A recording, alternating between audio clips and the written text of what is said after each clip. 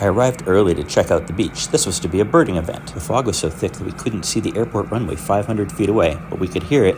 This beach was built in the mid-20th century, I think to give the neighborhood an amenity in exchange for the airport noise and traffic.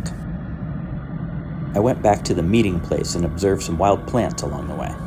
Bittersweet nightshade, shepherd's purse, white mulberry, and some tree shield lichen. We gathered together on the beach, chatting and looking for birds in the pea soup. We mostly saw ring-billed and herring gulls. We decided to walk down to the end of the beach to see if we could get a better view into the harbor. We found molted green crab shells, and spider crab shells, and barnacles. The more experienced birders saw diving ducks out in the water.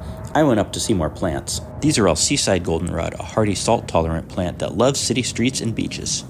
Cool to see flowers in December. There was also Queen Anne's lace and milkweed. We decided to follow the East Boston Greenway to a marsh for more birding. Along the way, American pokeweed, some old mushrooms, probably grew from this stump in November, multiflora rose, collecting droplets, and then a tree with some fresh mushrooms, purple tooth polypore, bark mycenas, crimped gill, amber jelly. I was charmed by this cushion of moss. Urban stalactites and calcium deposits under a bridge. Japanese knotweed.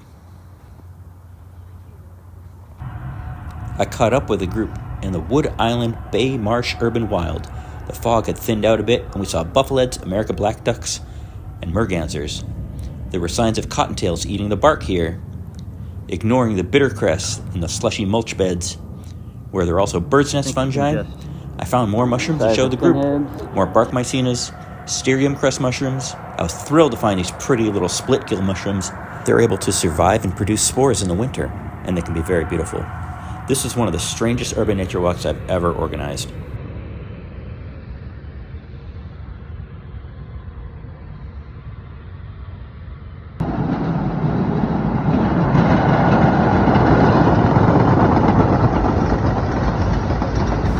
More birding on the way back.